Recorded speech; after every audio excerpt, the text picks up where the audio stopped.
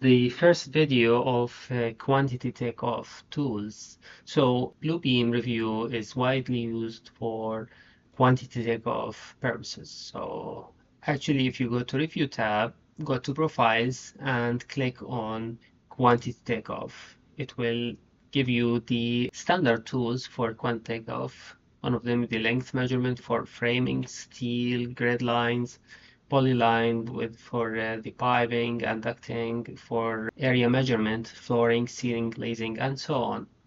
So I have here the finishing floor or the flooring material for this plan, and I wanna measure maybe only these three rooms, which is mainly the vinyl tile. So I'm gonna go to area measurement. I'm gonna click on it, or you can access actually area measurement from the right side of the screen, as you can see here, area.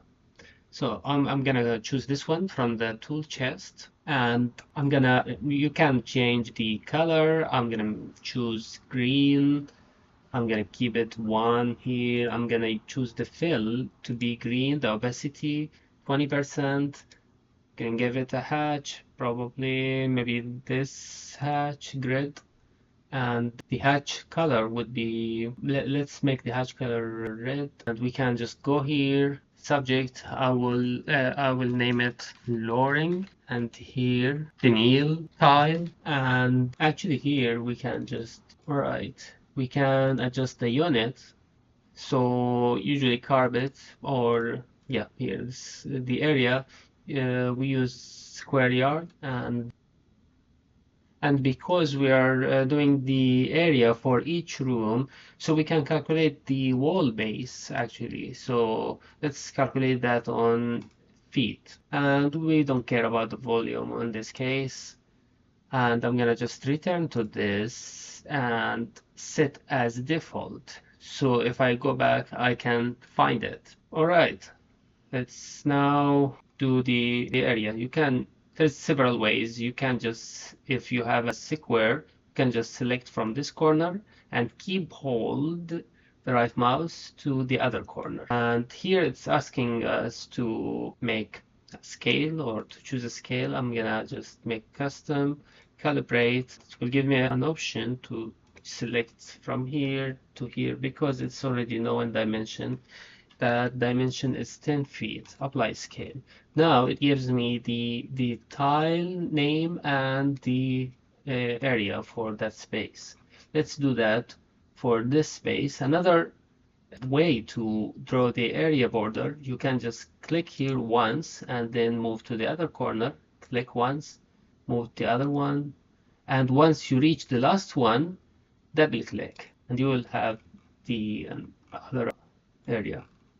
And here, let's make this one also. All right, so now we have the area for each room, and you can finish that, make another area from another type, and we can see the markups that we have created actually here.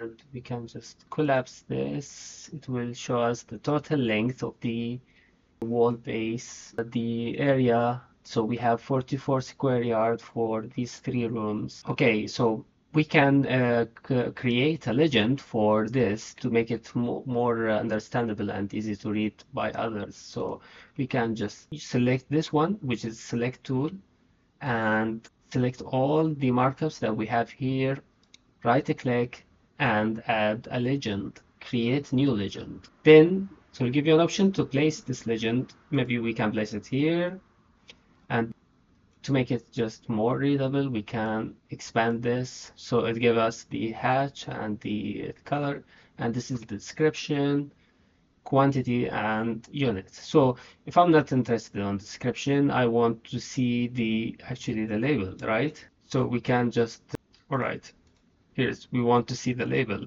vinyl tile. You can actually just click on the legend, select that, and go to the toolbar here and select the columns, edit columns. So you will find here the description, the quantity, and the unit, right? I want to see the length, right? So I'm gonna just put it up, and I don't want to see the description. I want to see the labels. So let's look for the labels here, and I'm just gonna move it up also. So I want to see the label, the first one, and then the quantity, which is mainly the area, and we have the unit of the quantity, and then the length, and hit OK. You will find all of these information here right now.